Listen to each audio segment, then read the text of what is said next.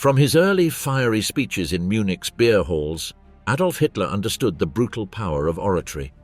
Amid the clinking of glasses and clouds of tobacco smoke, his words could silence crowds and capture attention like a magnet. As he gained power, his speeches turned into mass events that gathered crowds across Germany. The Nuremberg rallies, with thousands of flags, were organized in meticulous detail. At the Olympiastadion in Berlin, he spoke before tens of thousands of people who responded in unison. At the Brandenburg Gate, his speeches were carried out with great display and organization. On many occasions, Hitler took up to a minute to begin speaking, using the initial silence as part of his strategy to capture the audience's full attention. But why were Hitler and the Nazis' speeches so powerful? What was the secret that turned his words into a tool of mass control? The beginnings of the Führer, his first speeches. The first rally that made Adolf Hitler stand out was not planned as such, but rather arose almost by chance in the context of a surveillance mission. It was the year 1919, and Hitler, then a demobilized corporal of the Imperial Army, was working for the propaganda department of the Bavarian Army. His superior, Captain Karl Mayer, had assigned him tasks of observing and monitoring small political groups considered potentially dangerous. That's how Hitler came to a modest meeting in a Munich beer hall, organized by a virtually unknown group, the German Workers' Party. That night, the event was chaired by Anton Drexler, and the main speaker was Gottfried Feder, who spoke about anti-capitalist economic theories. Hitler, initially bored, was preparing to leave. During a discreet exchange of opinions, an attendee named Baumann proposed that Bavaria should secede from Germany and join Austria. The statement provoked a strong reaction in the young observer, who until then had remained silent despite his own Austrian origin. Unable to contain himself, he asked to speak and delivered a brief but forceful intervention that not only refuted the speaker, but also surprised the leaders present. His intensity, clarity, and ability to express himself left a marked impression, especially on Anton Drexler, one of the party's founders. This moment was key. Drexler was impressed by the eloquence of that unknown young man and invited him to join the party. Hitler formally joined the German Workers' Party shortly afterward, on September 19, 1919, becoming member number 555, although in reality he was number 55 since numbering began at 500 to appear as if there were more members. That improvised speech marked the beginning of his rise within the party, which soon would be renamed the NSDAP. At the rally held on October 16th, Adolf Hitler once again demonstrated his ability to connect with the public, this time in his first speech as an official party member. Although there were only 111 people in the hall, the impact was immediate. Many of those present left deeply impressed by the intensity of his speech. According to Joachim Fest in his biography of Hitler, that speech was a true emotional discharge. For half an hour, he spoke without pause, channeling years of repressed thoughts and frustrations accumulated since his time in men's shelters. His words burst forth with uncontrollable force, as if they had been bottled up too long. The intervention was a chaotic but powerful mix of emotions, rage, and ideological fervor that kept his audience on edge. The phrases came out like projectiles, loaded with abrupt imagery, vehement accusations, and an intensity that seemed not calculated but visceral. For those who heard him that day, there was no doubt. A speaker with unusual magnetism had been born. One of the attendees at that first public intervention, Hans Frank, later recalled the impact of hearing Hitler for the first time. He made a strong impression on me from the beginning. It was nothing like the usual political speeches. Everything about him was direct, simple. It came from the heart and moved us deeply. By that point, Hitler was already starting to stand out within the German Workers' Party, having assumed the role of propaganda officer, a position from which he would begin to build his rapid rise within the movement. Adolf Hitler's speeches were authentic, carefully planned performances where nothing was left to chance. From the physical posture he adopted, always in a dominant position elevated above his audience, to his verbal language, aggressive, energetic, and emphatic, each element was designed to generate a strong emotional impact.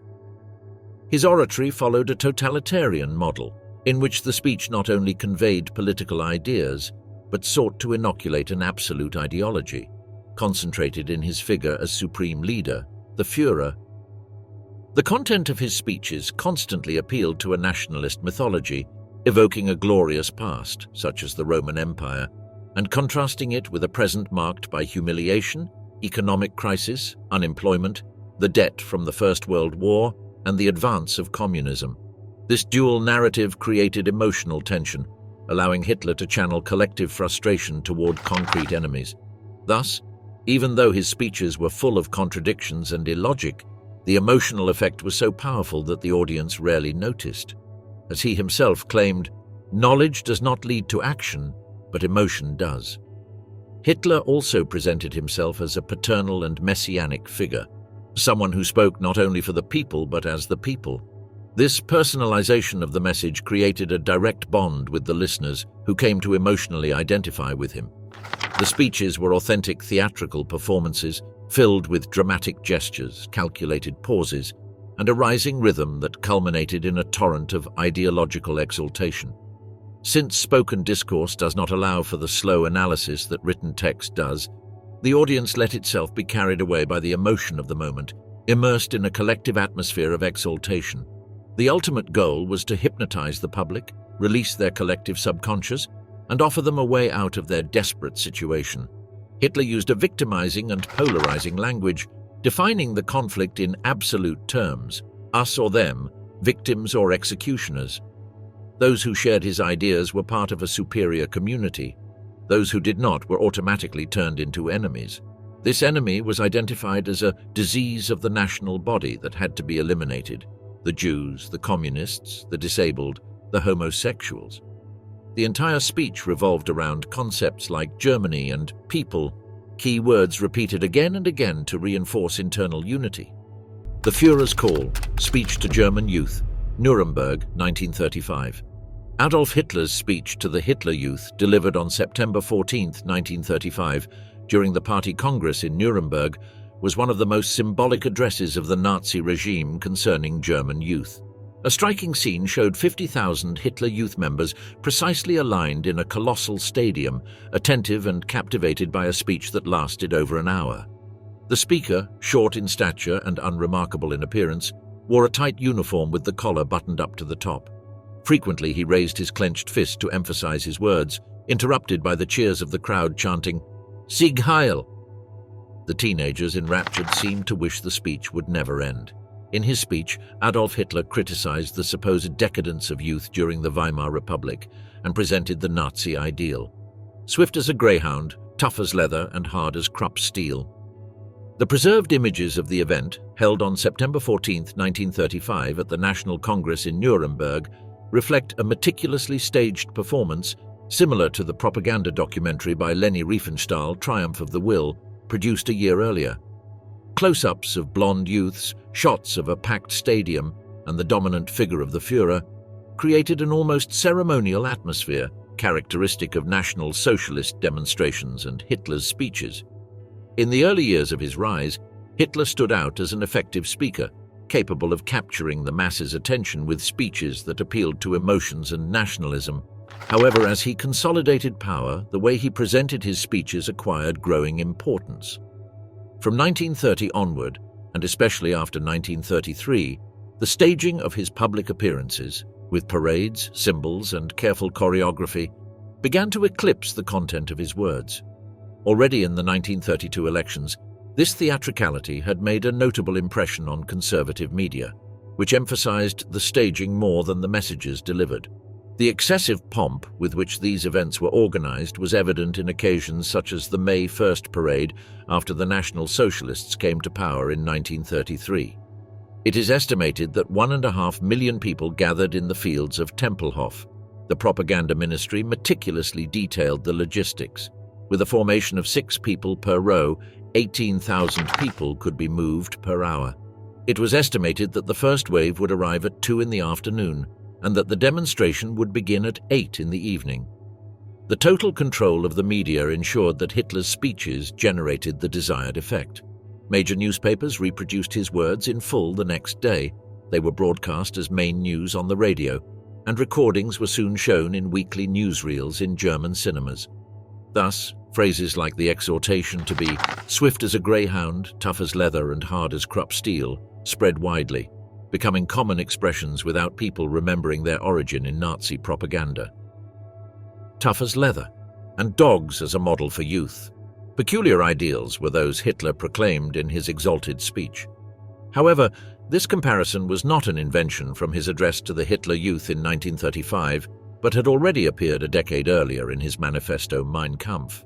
In that text, these qualities were presented as military virtues without an explicit educational purpose.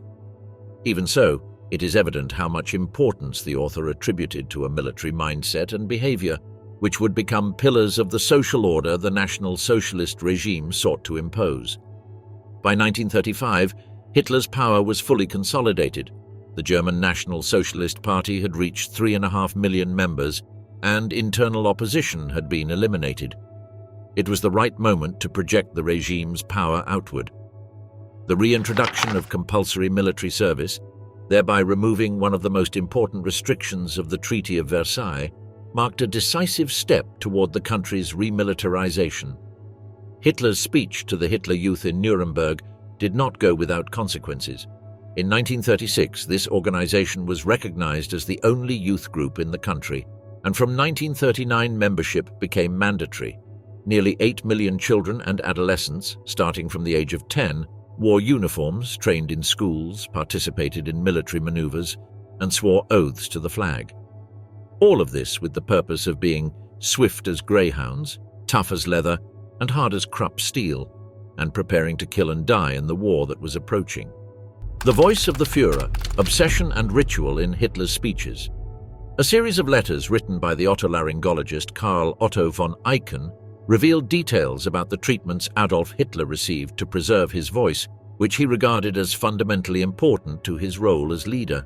These documents precisely described some of the medical procedures applied and made evident the enormous importance Hitler placed on his oratory skills. Von Eichen had sent those letters to his cousin Marie Steneberg, and they remained within the family until his great-great-grandson, Robert Döpgen, discovered them while examining old archives for academic purposes. The find unveiled a lesser-known side of the dictator, his constant fear of losing his voice, which made him feel vulnerable regarding his public image. At the time, Karl Otto von Eichen was Germany's most renowned otolaryngologist and treated Hitler for about 10 years, beginning when Hitler's vocal issue started in 1935. From the very first consultation, Hitler expressed a marked fear of suffering from a serious illness and asked to be informed with complete honesty about his condition. That first encounter took place on May 23, 1935, at the State Chancellery in Berlin. The medical records listed the patient under the name Adolf Müller, although it was later confirmed that it was Adolf Hitler. The Nazi leader's voice was a key instrument of his power, as his fiery and calculatedly theatrical speeches allowed him to consolidate popular support and maintain control over the masses. The letters revealed that on one occasion, Hitler decided to postpone a surgical procedure to remove a polyp from his vocal cords after the doctor explained that he would need to remain on vocal rest following the operation. He preferred to wait until he had delivered an important speech before undergoing the procedure, clearly demonstrating how much he valued his ability to speak publicly. In the correspondence, von Eichen never mentioned that his patient was responsible for millions of deaths during the Holocaust and the Second World War. His account remained strictly within medical bounds, with no references to the historical and moral context surrounding the man he was treating. In addition to his voice, another crucial element of Adolf Hitler's persona was his body language. Every gesture, hand movement, posture, or facial expression was part of a carefully elaborated stagecraft. Although he proclaimed his faith in destiny and believed that his words and actions were guided by a kind of higher force, almost as if acting under the influence of a supernatural will, there were many aspects of his behavior that he did not leave to chance. On the contrary, he studied them meticulously and adapted them to his interests, shaping them according to what he deemed most effective for his purposes. Adolf Hitler's oratory, intense, aggressive, and full of drama, became one of his most recognizable trademarks, already visible from his earliest steps onto the political stage. His almost innate ability to dominate crowds, stir emotions, and convince through speech was cultivated with extreme care. Nothing was left to improvisation in his speeches. Every detail was thought through by the Führer, who steered the destiny of the Third Reich with violence and brutal determination. This facet was immortalized through the lens of his personal photographer, Heinrich Hoffmann. He not only documented the dictator's public image during events and tours, but was also the person who introduced him to Eva Braun, a young assistant with blonde, curly hair who would later become his inseparable companion. In the intervals when he wasn't photographing the Nazi leader, Hoffmann actively collaborated in refining Hitler's unmistakable expressive style, fine-tuning the most theatrical aspects of his oratory. They formed a perfectly coordinated duo. To Hitler's powerful and magnetic speech, Heinrich Hoffmann added carefully composed images, dramatic black-and-white shots that highlighted the Nazi leader's best angle. These photographs were not only valuable for propaganda purposes, but also served as reference material for Hitler to perfect his movements, postures, and gestures. The images were, in themselves, a guide for his stage performance. Hoffmann began with a modest studio at Schellingstrasse number 50, but in 1929 he moved to a larger and more modern space, the NSDAP Photohaus Hoffmann, located at the intersection of Amalienstrasse and Theresienstrasse in Munich. There, in addition to doing portraits, he sold cameras and photographic film. Inside that studio, Hitler also exercised his authoritarianism. He gave precise orders about which photographs should be preserved and which ones were to be eliminated without hesitation. It was in that environment that the renowned photographer managed to document a Hitler who meticulously rehearsed each of his movements with the precision of a film actor. Every gesture, every pose was studied until reaching the dictator's desired perfection, as he sought to project an exact and controlled image. Hoffmann had countless sessions with a Hitler who privately practiced his oratory, refining his technique in front of the camera. But when the dictator reviewed the images, if any did not meet his expectations, he immediately ordered the negative to be destroyed and that the photo never be shown to anyone. After the end of the Second World War, Hoffmann was arrested by the American occupation forces, accused of actively collaborating with the Nazi regime. During his detention, the Allies confiscated his personal archives, seizing many of the original negatives of those striking and revealing images that documented the meticulous process of constructing Hitler's public persona. Fortunately, Heinrich Hoffmann did not fully obey Hitler's orders and somehow managed to safeguard nearly the entire extraordinary photographic archive, which today holds incalculable historical value. After serving a 10-year prison sentence, he was released in 1955 and, once free, finally decided to make public the images that had remained hidden for so long. Those photographs eventually illustrated the pages of a book he wrote entitled I Was Hitler's Friend. In the foreword of that work, Hoffmann commented that in some shots Hitler looked like a clown, but that this evidenced his eagerness to experiment with his own image.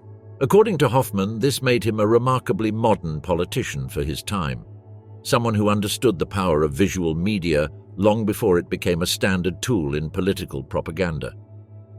Today, 90 years after those photographs were taken in 1934, it is clearer than ever the central role that image and body language played in the dictator's strategy. In the solitude of a photography studio, Hitler coldly rehearsed his most frenzied poses and movements, meticulously constructing the character that would dominate the masses, and he succeeded. To the misfortune of millions who perished as a result of Nazi totalitarianism and barbarism, his message was delivered with relentless effectiveness. Leni Riefenstahl, the woman who turned Hitler into a myth.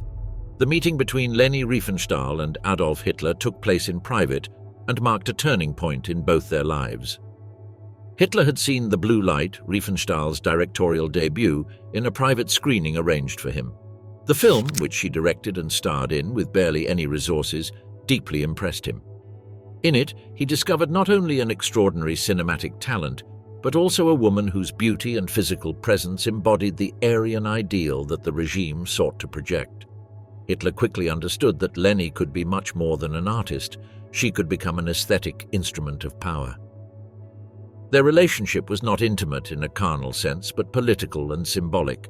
Hitler did not simply want to have her close. He He wanted to integrate her into the Third Reich's apparatus as a key figure in constructing the visual imagination of the new order. Leni, for her part, embraced the role with enthusiasm. The fascination was mutual. He saw in her the representation of the new Germany, and she saw in him the opportunity to take her artistic vision to unimaginable levels, with unlimited resources and creative freedom within the regime's boundaries.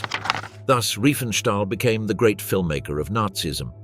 In 1935, barely 3 years after that first encounter, she directed her most famous work, Triumph of the Will. The documentary, which portrayed the Nazi Party Congress in Nuremberg, was filmed with a monumental, almost religious aesthetic that transformed a political act into a cinematic ritual of glorification. Hitler's figure appeared surrounded by symbols, perfectly organized masses, and a choreography of power that conveyed order, greatness, and destiny. The film was considered a masterpiece of cinema for its technical innovation, dynamic editing, and visual mastery, but it was also marked by its purpose, to exalt a totalitarian regime. Years later, Triumph of the Will would continue to be the subject of analysis, both for its cinematic value and its propagandistic weight. The film Triumph of the Will focused on the Congress of the German National Socialist Party, held in the city of Nuremberg in September 1934. This event, which brought together more than 700,000 members of the NSDAP, SA, SS, Hitler Youth, and other affiliated organizations, was conceived not only as a demonstration of political unity, but also as a massive spectacle meticulously organized to be immortalized by Leni Riefenstahl's cameras. Over several days, marches, speeches, symbolic rituals, and loyalty ceremonies were carried out, all designed with near-military precision. One of the key moments was Adolf Hitler's speech, in which he proclaimed the consolidation of the regime and reaffirmed his role as the undisputed leader of the German people. Recently named president of the Reich, following the death of Paul von Hindenburg a month earlier, Hitler used the rally to publicly declare the merger of the roles of Chancellor and head of state, which in practice made him the absolute Führer of Germany. His message revolved around the idea of national unity, obedience, racial purity, and future greatness. Other Nazi leaders also spoke, such as Rudolf Hess, who opened the Congress with a messianic tone, and Heinrich Himmler, who exalted the SS's discipline. Unlike traditional documentaries, Riefenstahl crafted her work with a clear aesthetic and propagandistic intent, breaking with the genre's principles of objectivity. The film does not seek to report or analyze, but to exalt and glorify. The director employed elevated shots, symmetrical frames, and rhythmic editing that turned the parades into visually striking choreography. The speeches do not appear in full but are fragmented, as part of a soundtrack that visually accompanies the exaltation of National Socialist power. Hitler himself is filmed from angles that reinforce his image as a charismatic, almost divine leader. The film's title, Triumph of the Will, inspired by Nietzschean ideas, had a direct propagandistic goal: to present the Führer as the instrument of German resurrection, the man destined to restore the lost glory after the Treaty of Versailles. Under Riefenstahl's direction, the Nuremberg Congress became the first political act conceived entirely as a visual spectacle, planned in every detail for filming and mass distribution. It was, without a doubt, the birth of political cinema as a tool of ideological control, and the high point of the alliance between art and power in the Third Reich. Triumph of the Will did not merely record the political event as it occurred. Instead, it transformed reality according to the visual demands of cinematic language. The film was constructed as an artistic work with a clear propagandistic intent, where the set design, lighting, and framing were crafted as carefully as the ideological content. Albert Speer, Hitler's personal architect, later nicknamed the Architect of the Devil, was actively involved in the production, designing the monumental stages and lighting systems that gave the images their grand and almost mystical character. The film's official premiere took place on March 28, 1935, and it quickly gained international recognition. It won awards at the Venice Film Festival and in Paris, where critics praised its innovative form and the impeccable aesthetics of its director. With these accolades, Leni Riefenstahl established herself as a central figure in European cinema, and her name began circulating beyond German borders with admiration and awe. The success gave her an even larger platform. In 1936, taking advantage of her growing prestige, Riefenstahl directed Olympia, an ambitious documentary about the Berlin Olympic Games. This new work, considered another technical gem, sealed her reputation as the most renowned filmmaker in the world at the time. Her ability to capture the beauty of the human body in motion, her command of rhythm and image, and her constant visual innovations were praised even by those who questioned her closeness to the Nazi regime. But a key aspect of her career was the absolute support she received from the regime. While many German filmmakers suffered cutbacks and censorship, Riefenstahl had unlimited access to resources. Although Hitler always showed a special admiration for her, it was Joseph Goebbels, Minister of Propaganda, who showered her with favors, protection, and funds. Every project she proposed received the green light, regardless of cost. Unlike other artists of the time, Riefenstahl worked with financial and logistical freedom, even when the war demanded sacrifices from all cultural sectors of the country. She was, without doubt, the regime's protégé. After the end of World War II, Leni Riefenstahl was arrested by the Allied authorities and spent nearly 4 years in detention, between prisons and internment centers. It was not until 1952 that a court declared her free of direct responsibility for Nazi crimes, labeling her as a sympathizer, but not an active collaborator. Once released, she chose to leave behind her role as a political filmmaker and redirected her life toward new passions, including scuba diving and ethnographic photography, dedicating years to documenting the cultures and faces of African tribes, especially in Sudan. Despite the passage of time, Riefenstahl remained a controversial figure. In 1991, at the age of 89, she visited Spain to present her memoirs, a biography in which she recounted her relationship with the Nazi regime, the obstacles she faced abroad during the Third Reich, and the difficult moments she experienced after the war.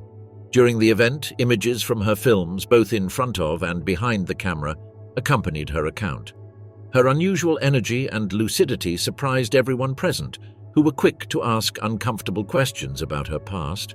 One of the enduring doubts among the public and press was whether Riefenstahl had maintained a personal relationship beyond the professional with Adolf Hitler. She responded with her characteristic confidence.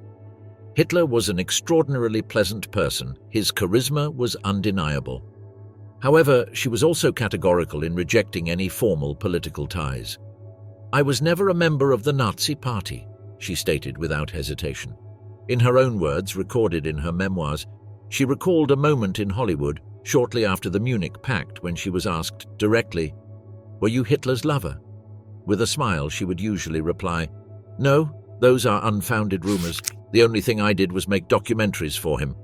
Her life spanned more than a century. She died on September 8, 2003, 2 weeks after turning 101. Her death was not officially acknowledged by any German institution, and no state figure expressed public condolences, making it clear that her legacy, though influential in cinema, remained shrouded in shadows and controversy. The voice of Goebbels, the Reich's most lethal orator. Upon joining the National Socialist Party, Joseph Goebbels began his career by handling the movement's financial matters, a responsibility he undertook effectively at a time when the organization was going through severe economic difficulties. It was in 1924 that he met Adolf Hitler, shortly after the latter was released following his imprisonment for the failed Munich Putsch. The encounter deeply marked both of them. They recognized each other as talented speakers, and Hitler saw in Goebbels a fundamental tool for conquering the political arena. 2 years later, in 1926, he assigned him a task considered ungrateful: to take over the party leadership in Berlin, a city hostile to National Socialism, where most of the electorate sympathized with monarchist conservatives or leftist parties. The challenge was immense. Upon arriving in the capital, Goebbels stepped off the train at Potsdamer Bahnhof station, dragging his luggage and a copy of Mein Kampf under his arm. Without delay, he headed to the local NSDAP headquarters, determined to impose order among the dispersed militants. His first objective was to clean up the party's finances. He demanded that 600 of the 1,000 members contribute a monthly fee of 3 marks and established an entry fee for rallies as an additional source of income. He also restructured the party's street activity, reorganizing the SA under the command of Kurt Daluege. in order to make them more efficient in Berlin's streets. At the same time, he founded the newspaper Der Angriff, the attack, which would become his main propaganda tool. To increase the NSDAP's visibility in a markedly hostile environment, Goebbels resorted to aggressive visual techniques. He replaced the old propaganda posters with large-scale prints in striking colors and with provocative messages like "Lenin or Hitler," or "The Kaiser of America speaks in Berlin." His goal was simple: provoke a reaction, good or bad, so as to position the party in public conversation. As he himself candidly expressed, "The Berliners must insult us, slander us, fight us, beat us, but they have to talk about us." During this stage, Goebbels coined several of his most famous slogans, illustrating his unrestricted vision of propaganda. In propaganda, as in love, everything is permitted. Propaganda is like art. It doesn't need to adhere to the truth. A lie repeated 1,000 times becomes reality. And the phrase that summed up his cult of the leader, "Hitler is Germany as Germany is Hitler." These expressions became pillars of his strategy, cementing his reputation as the architect of the Third Reich's propaganda machinery. Joseph Goebbels' speeches became true public spectacles impossible to ignore. His oratory style, full of intensity and charisma, managed to attract crowds and keep them captivated. Before each intervention, he would often ask his collaborators, "What music shall we play today?" reflecting the almost theatrical dimension of his rallies. The harangues of the so-called microphone genius were accompanied by a full visual setup. Waving flags, military marches, chants, and perfectly synchronized choreography. He always entered the stage with intentional delay, knowing that suspense heightened the audience's expectations. On one occasion, he arrived at an event by taxi, which drew criticism from Otto Strasser, who considered the expense unnecessary. Goebbels responded with sarcasm, "You don't understand what propaganda is. I should have arrived in 2 taxis, one for me and another for my suitcase." This anecdote illustrates his understanding of the visual and symbolic impact in image building. Violent clashes with communists, who often burst in to sabotage NSDAP events, were frequent. When disturbances erupted, Goebbels took advantage of each incident as a propaganda opportunity. He knew how to turn any misfortune into a heroic narrative. For example, when his chauffeur Albert Tonak was struck in the head with a bottle, he had him brought on stage on a stretcher, generating a dramatic image that moved the audience. These kinds of stagings reinforced the party's victimhood and its role as national resistance. Another emblematic case was that of Horst Wessel, a young militant murdered by communists, whom Goebbels elevated to the category of martyr. His name was used to christen the party's official anthem, consolidating his memory within the National Socialist cult. Despite the propaganda success, the constant confrontations led the police on several occasions to suspend NSDAP events for security reasons.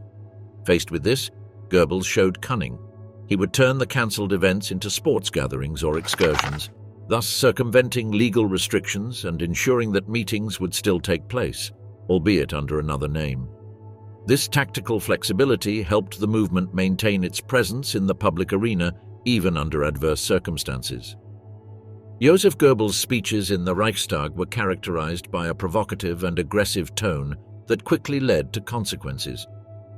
In February 1932, he was expelled from Parliament after hurling insults at then-President Paul von Hindenburg, an act that marked a critical point in his political career. Shortly afterward, in April of that same year, he faced a charge of high treason, pushed by his opponents within Parliament itself. To top it off, in July, while visiting his hometown of Reit, an enraged crowd pelted him with stones, though he escaped the incident unharmed. At that point, his figure seemed to be in free fall. However, everything changed dramatically in January 1933 when the NSDAP came to power and Adolf Hitler was appointed Chancellor of Germany. With the establishment of the Third Reich, Goebbels not only regained his influence, but attained one of the most decisive positions within the new power apparatus. On March 13, 1933, he was officially appointed Reich Minister of Propaganda and simultaneously assumed the position of Gauleiter, party governor, in Berlin. He would hold both roles until the end of his life, establishing himself as one of Hitler's closest and most influential men. All his prior political experience, particularly centered on conquering the electorate in the German capital, was reflected in two autobiographical works he wrote himself. The first, titled The Battle for Berlin, Kampf um Berlin, narrates his confrontation with rival parties in the capital, while the second, From the Imperial Palace to the Reich Chancellery, vom Kaiserhof zur Reichskanzlei, describes his journey from the political margins to the center of national power. The night Goebbels hypnotized Germany, total a Krieg at the Sportpalast. The speech delivered by Joseph Goebbels on February 18, 1943, at the Sportpalast in Berlin is remembered as one of the most unsettling yet also most effective moments in the history of 20th century propaganda. Many consider it a shocking demonstration of the power of rhetoric within the Nazi regime. According to an analysis published in Die Welt in 2013, the event was described as a rhetorical work of great precision, a successful propaganda maneuver that managed to extend the agony of the Third Reich for several more months. Writer Raphael Seligman described it as possibly the most impactful act of political suggestion in modern history, which provoked a massive psychological reaction with real military and social consequences. Images from Goebbels' speech, particularly the moment when he poses the infamous question about total war and the crowd roars with enthusiasm, continue to appear frequently in documentaries about Nazism. This episode has been etched into collective memory as a symbol of mass manipulation. Many educational works reproduce the 10 closing questions from the speech, inviting students to examine both their content and the oratorical techniques used to mobilize a nation. There are three main reasons why this speech has retained such lasting presence over time. The first is its emblematic character as a propaganda event, staged with meticulous precision in a place charged with symbolism and broadcast widely by media such as radio, the written press, and newsreels. The media coverage was total, which multiplied its impact. The second reason is Goebbels himself. This speech exemplifies in an especially raw way his propaganda style, meticulous, ruthless, and emotionally calculated. It represents his ability to employ all available resources with strategic coldness and limitless fanaticism. Thus, the speech has become the archetype of Nazi propaganda, and its legacy lives on, even today. Accusing someone of doing propaganda like Goebbels amounts to a serious moral and political condemnation, used as a final argument in many contemporary ideological debates. A third element that maintains the resonance of the February 18, 1943, speech is its character as a textbook case of collective manipulation. Goebbels' intervention at the Sportpalast is frequently cited as an extreme demonstration of how a crowd can be emotionally driven toward radical positions. The audience, visibly exalted, not only approved the proposal of total war, but demanded an even more extreme version, accepting the speaker's terms without question. The phrases launched by Goebbels were received with enthusiasm, while the auditorium seemed willing to follow him unreservedly, as if in a collective trance. This phenomenon has been interpreted as proof of how vulnerable a society can be when subjected to an unrelenting bombardment of propaganda, and fuels the theory that Nazi Germany fell under the hypnotic sway of a totalitarian media system that erased critical thinking. The famous expression, total war, which became the symbolic core of that day in Berlin, was not Goebbels' invention. The phrase had already been circulating widely since the mid-1930s, turned into a strategic slogan under the influence of General Erich Ludendorff, a World War I veteran. His book, published in 1935, titled precisely Der totale Krieg, had a great impact in Germany at the time and helped consolidate this idea as a key military and political principle for the future global confrontation. Ludendorff brought together two main ideas.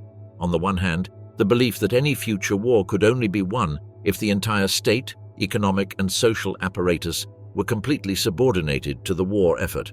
On the other hand, the need for intensive ideological preparation, even in times of peace.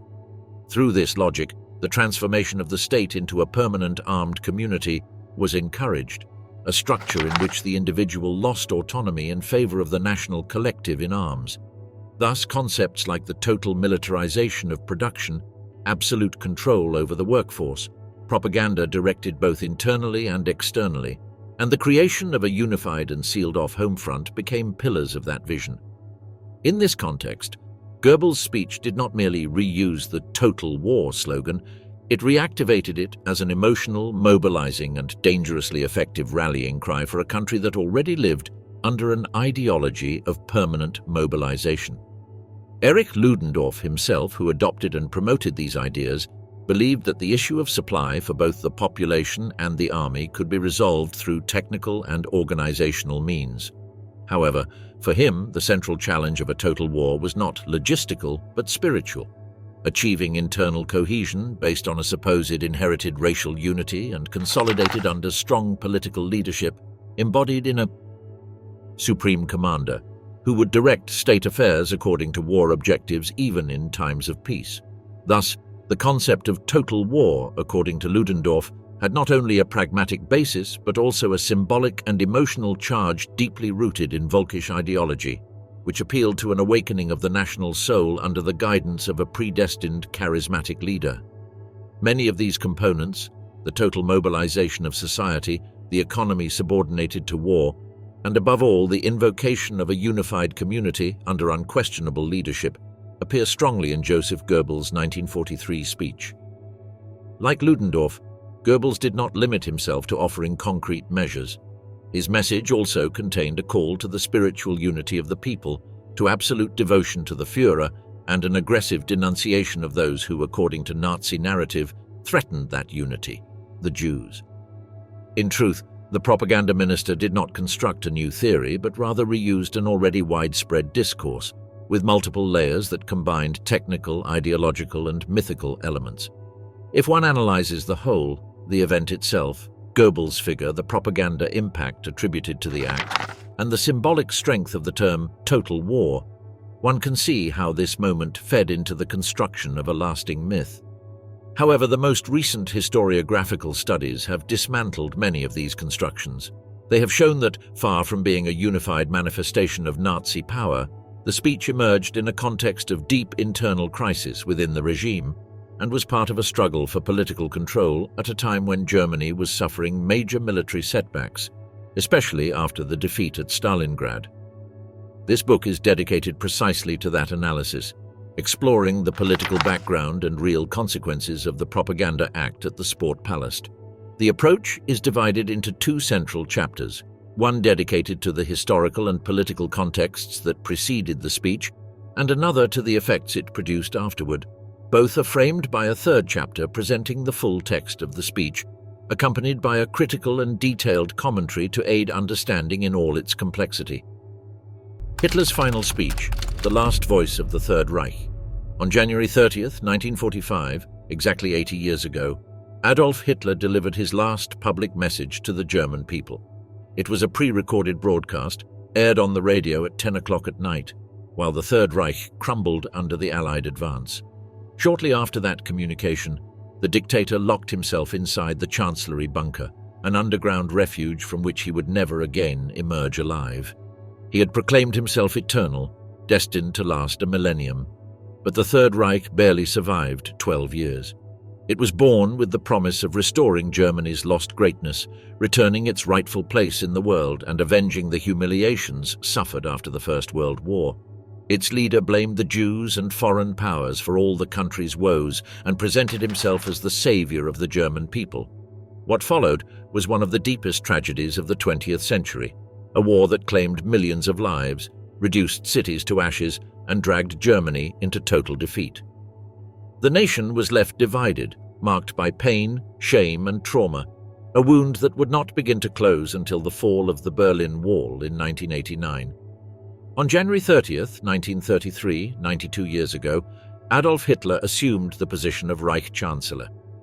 Just 2 days later, on February 1st, he addressed the German people for the first time with a message full of promises of unity, greatness, and renewal. 12 years later, exactly on January 30th, 1945, he delivered his final public speech, this time to a Germany devastated and in ruins.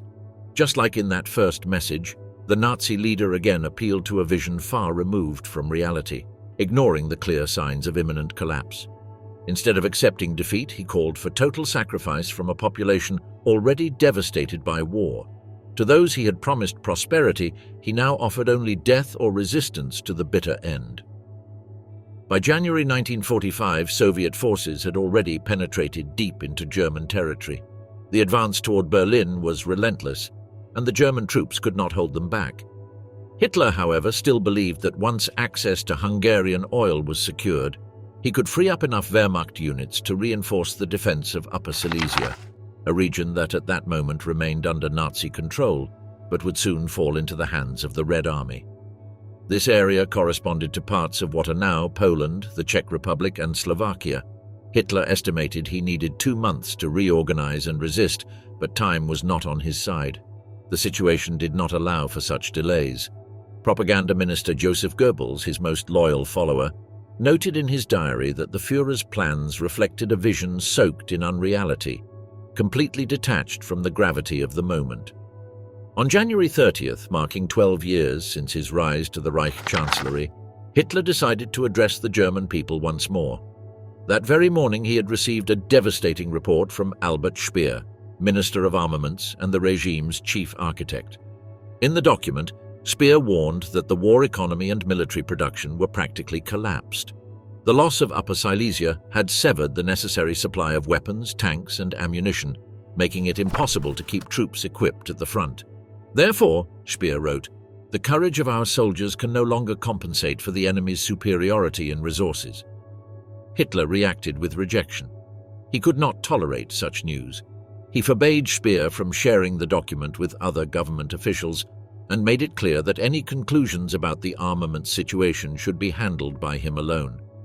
Later, he informed Goebbels that he would deliver a message to the nation to commemorate the anniversary of what he called the seizure of power. The decision took Goebbels by surprise. Since the defeat at Stalingrad, Hitler had avoided all public speaking and had not addressed the population directly for 2 years. This time he still would not appear in person. The message would be an audio recording, broadcast at 10 o'clock that same night. Goebbels feared, and likely rightly so, that at such a critical moment, with enemy forces closing in on the heart of Germany, the Führer's absence from such a symbolically important event would be interpreted as a tacit admission of military collapse, something already evident.